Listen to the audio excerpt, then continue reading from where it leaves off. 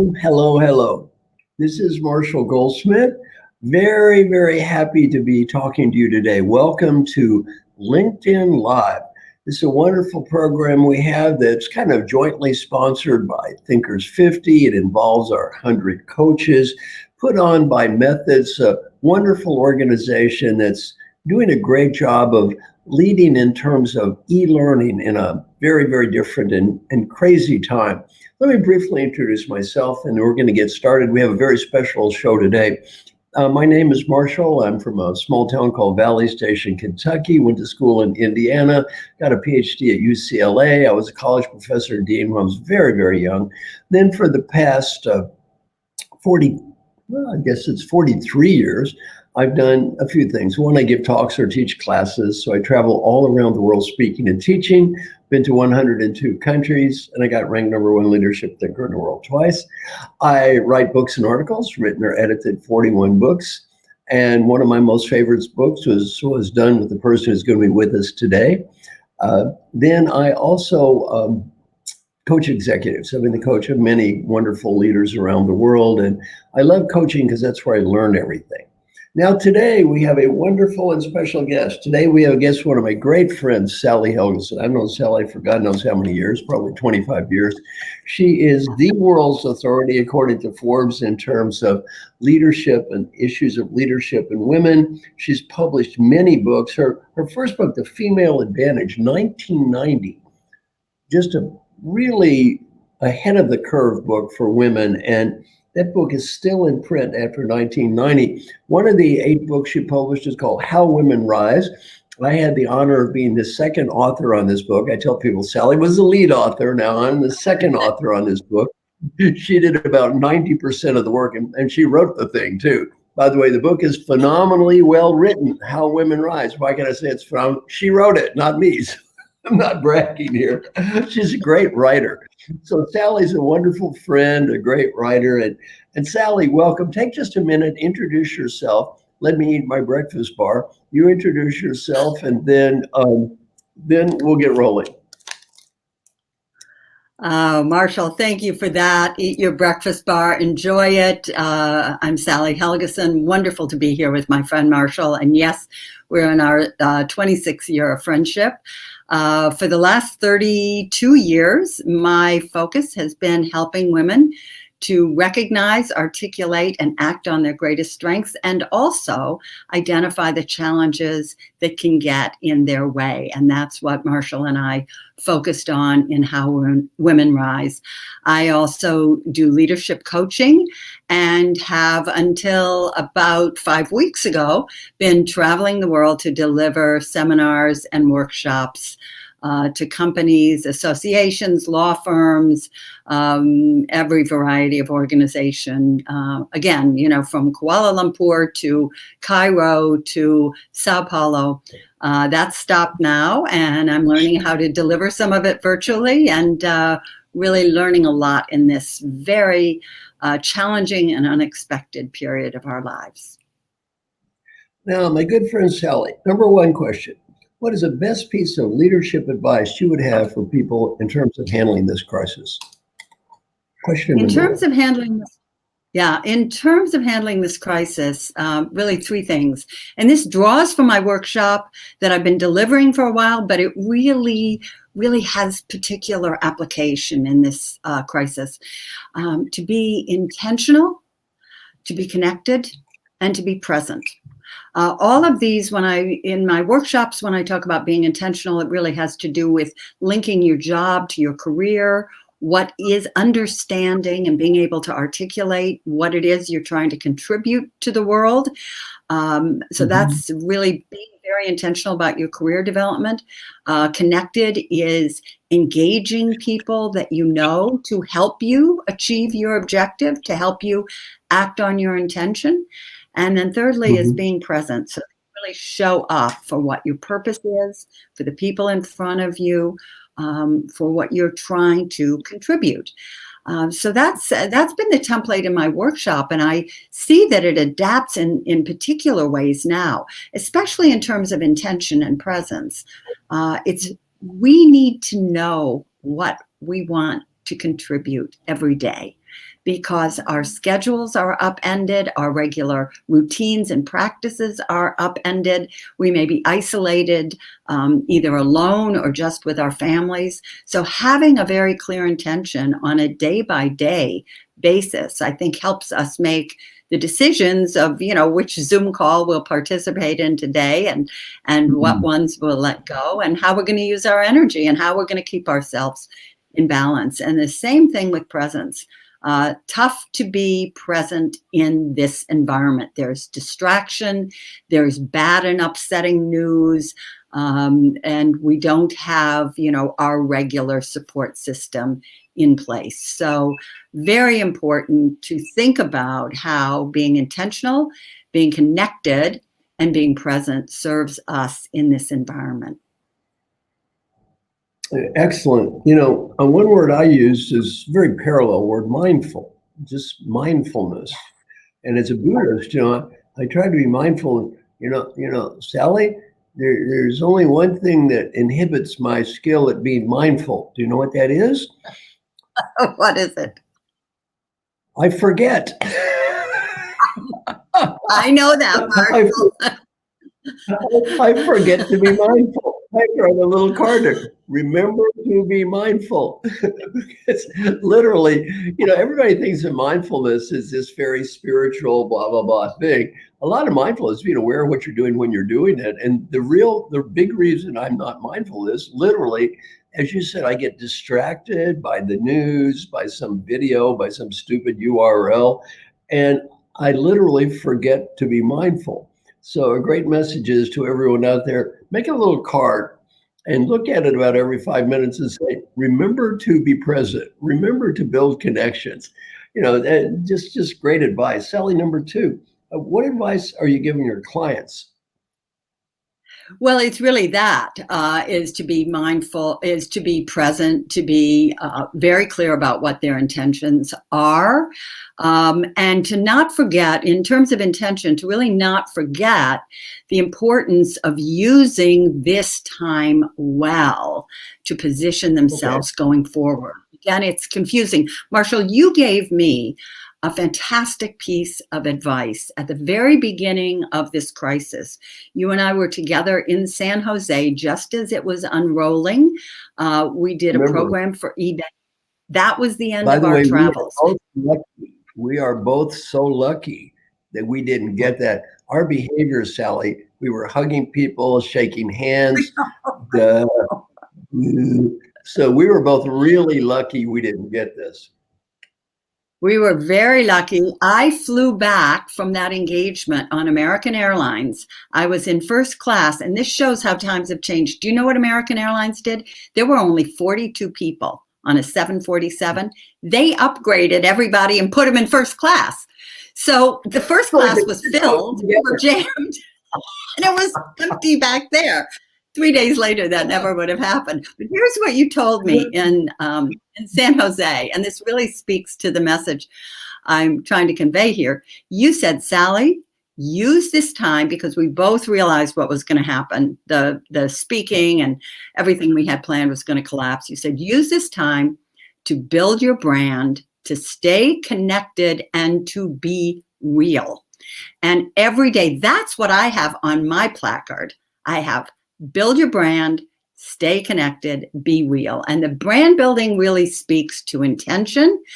Being real speaks to being present. And of course, this time has been a great gift in terms of having the ability and time to stay connected with a broad range of people. I know I'm more connected now than I usually am, because I'm not bouncing all over the world. So I'm communicating with extended family, with people I went to high school with old friends, as well as colleagues and clients. So it's very rich in that way.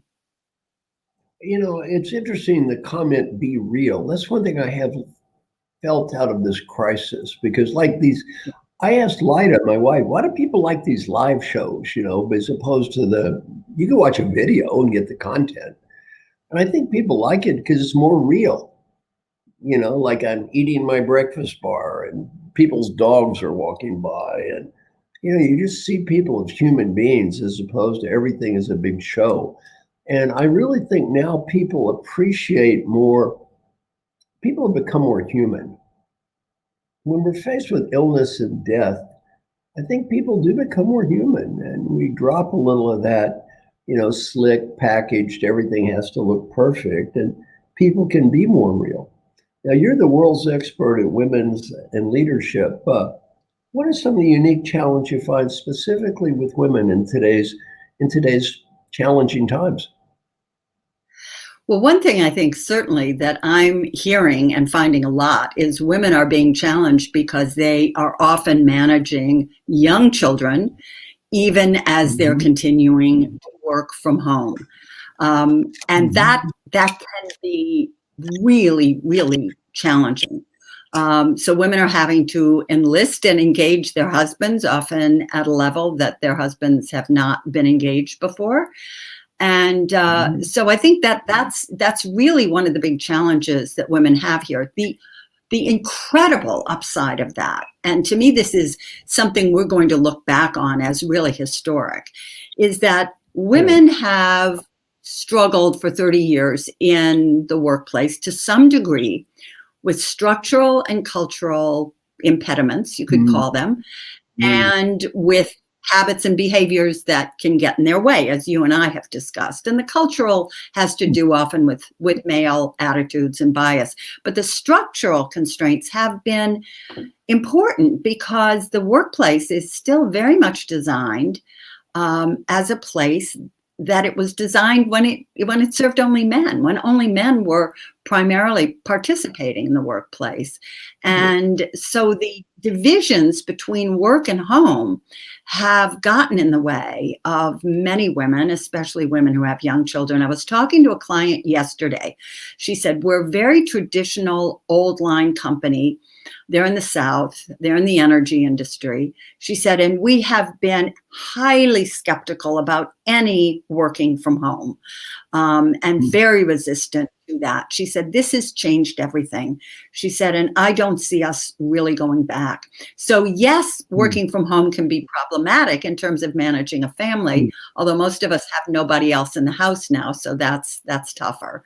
But I think that also we're going to look back on this time as the time when that traditional barrier between work and home began to erode. And I believe that in the long term, that is going to serve women magnificently.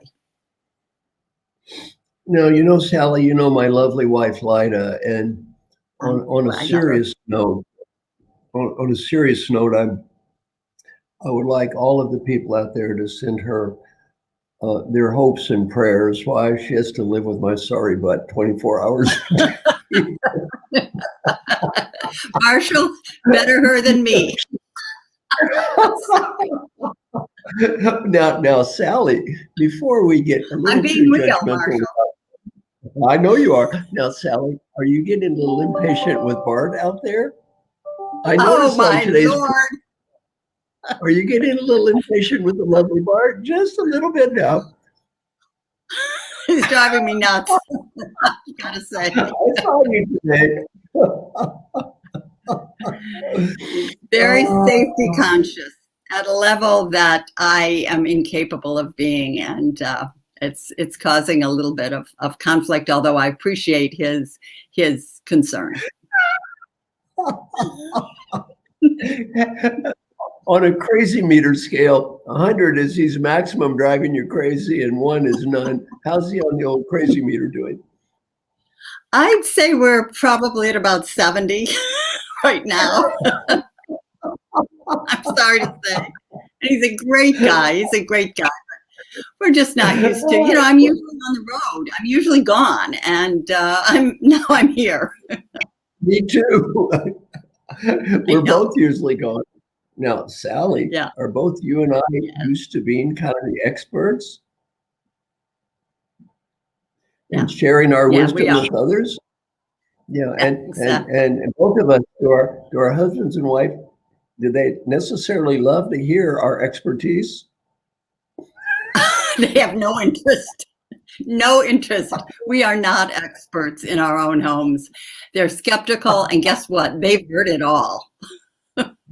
They've heard it all. Yeah. Oh, it's funny. Now, Sally, Yeah. what's a good question that you would like to answer for the group? If you could say, here's a perfect question I'd like to answer, what is it? Okay, one of the questions I'd like to answer that really draws on my own expertise is that what do I think the impact, I've talked about this kind of structural barrier between work and home breaking down, but what do I think the impact is going to be long-term on how we perceive excellence in leadership? Because I think that's an important question. This is a big deal that's happening right now, and I think our perceptions of excellence are going to change. I was citing the other day on LinkedIn a post by a colleague, Aviva Cox-Wittenberg, about how the countries, of the 10 countries that are handling this the best, it's interesting that 6 or 7 are led by women. And women's collaborative skills and focus on care and compassion, and their also, rigorous desire to be truthful, not necessarily in the service of making themselves look good at every moment, is also serving their countries very well. Germany's an example, Taiwan's an example, New Zealand, Norway, Finland. So I thought that was very interesting. And I think that we have been in a cycle over the last decades where leadership is being redefined. West Point, they teach empathy now. Are you kidding? Can you imagine that 30 years ago? So some of the so-called soft skills that were dismissed back when the Female Advantage came out as being soft skills, those are now recognized as leadership skills. And I think that that's something that we're really going to see change and exponentially increase as a result of this crisis. Well, I learned, Sally, I'm supposed to ask in advance when I do the intro for questions. So if you have questions, please put them in the chat box. I was supposed to do that in the beginning, but I forget about, half the time. So anyway, the chat box. You've been around me too long. So in the chat box. Any questions for Sally, any questions for me, write them in the chat box. And then I've got to put in at least one comment from How Women Rise, because one thing you taught me in that book was just a breakthrough for me. I'd never even heard of the concept before. And that's, don't sacrifice your career for your job. How many women, far more than men, they sacrifice their career for their jobs. They're getting so interested in doing a perfect job, they don't really promote themselves and they sacrifice their career. And Sally, I want to build on a comment you made. So many women are great leaders. In fact, women leading countries tend to be doing better. Just maybe 1 or 2 quick comments on this concept of don't sacrifice your career, that long-term benefit you could give to the world for your job, that day-to-day activity you're working on now. Well, certainly. And one of the things I find is, the perfection trap, the idea that many women or a lot of women have that, if they do everything perfectly, they'll be rewarded. That can keep them caught in over-focusing on their job because they're really trying to devote all their energy. I'm going to do a perfect job here, and that will lead to me being rewarded. Whereas actually, if you do a perfect job, you're basically proving that you're the perfect person for the job you have. So it's not really a long-term or strategic way of focusing your attention. So that can undermine you. And then in addition, you can be reluctant to talk about, to advocate for what you have not only achieved, but what you could achieve. Which is looking forward and building your career. You may feel like doing that is going to be perceived of as disloyal to your boss or your team, again, that's something that can to some degree keep you stuck. So it is a concept that so many women resonate with. When I do short programs, I always ask the client, please choose 3 behaviors to focus on in our program that you think will really apply to the women that I'll be speaking to. And they almost always include that behavior. Yeah, that one was a breakthrough for me. Now, Sally, we have the wonderful Sarah MacArthur, who you and I know, who's editor of many books, which we are contributors to. She's got our first question. Sarah, what is question number 1 for Sally? Wonderful. So good to hear you too. What a great interview. Thank you. The first question we have is from Marco Oliveira, which is, right now, are we ready to stop focusing on gender differences, do you think, and instead focus on the skills of individuals? I think we're moving to that place. I think it's been very important for women to focus on what they can contribute and to bring attention to that to their organizations. I think that has been an important stage.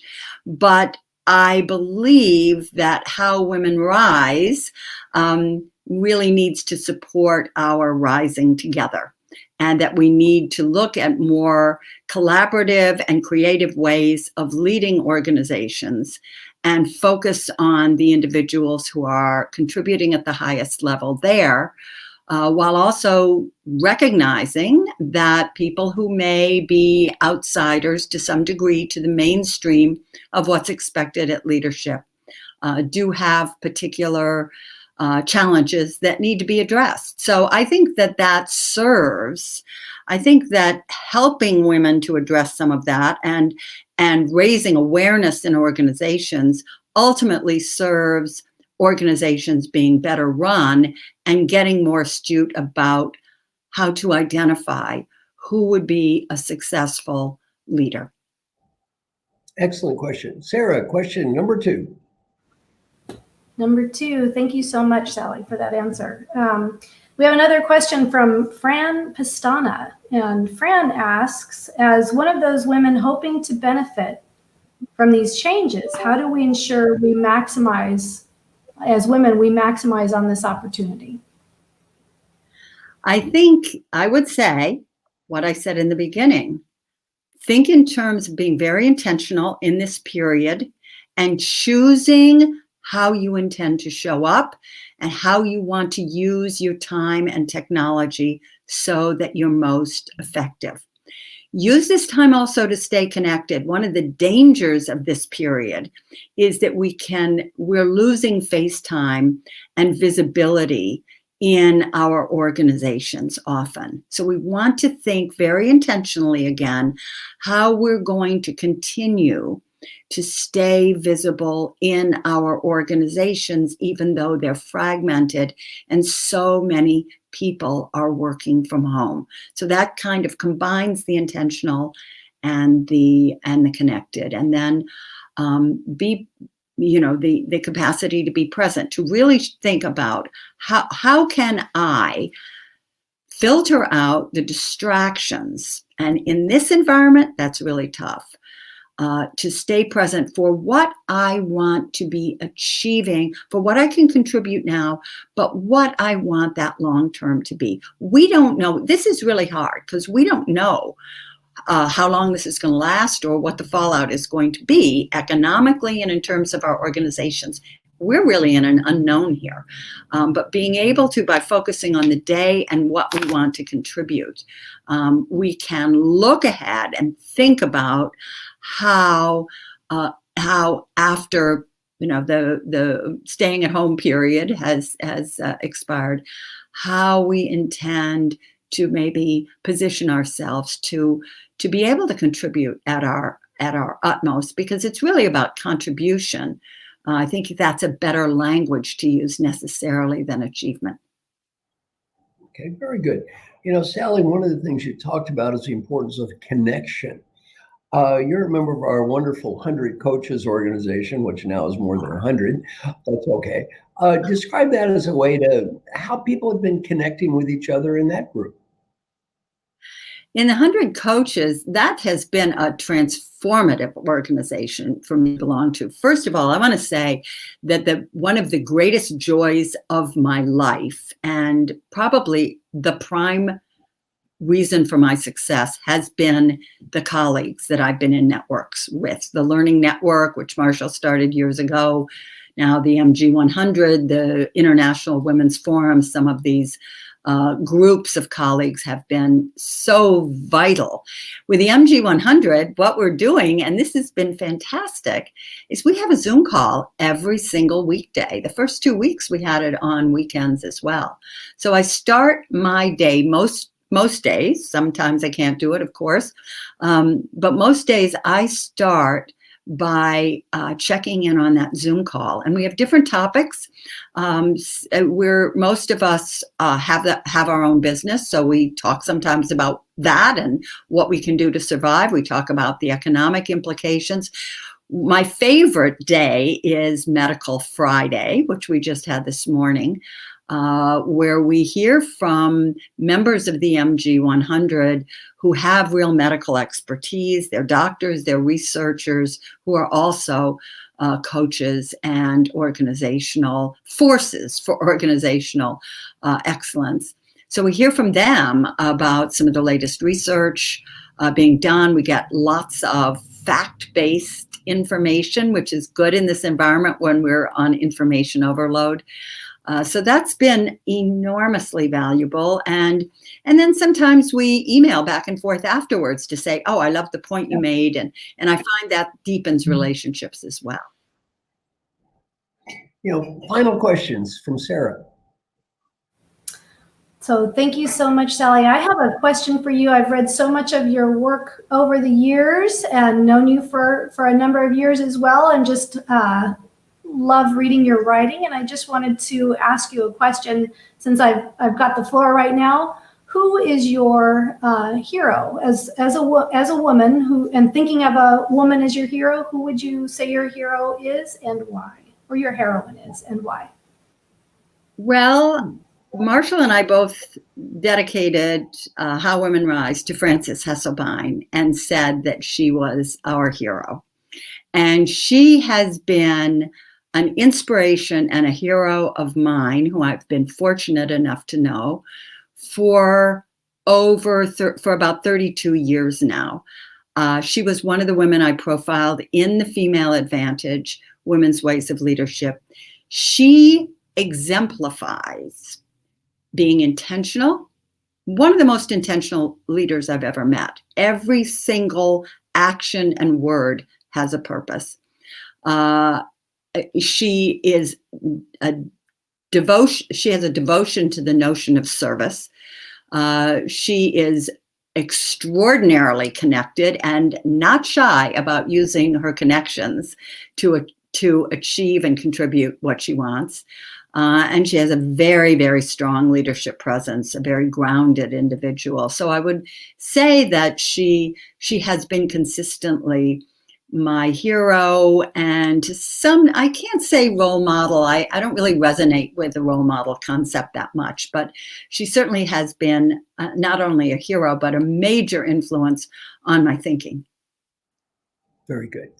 Well, finally, Sally, I always ask a question, is my life better off or worse off because I met this person? My life is certainly better off because I met you. So thank you so much for all the wonderful contribution you've made to my life.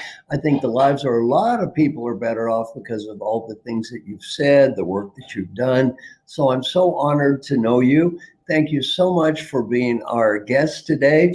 I hope to have you back again, because our time just seemed like zoom by just like that. So everybody, big round of applause. Thank you to Sally Helgesen. Thank you, Sally. Yay. Thank you, Marshall. Thank you.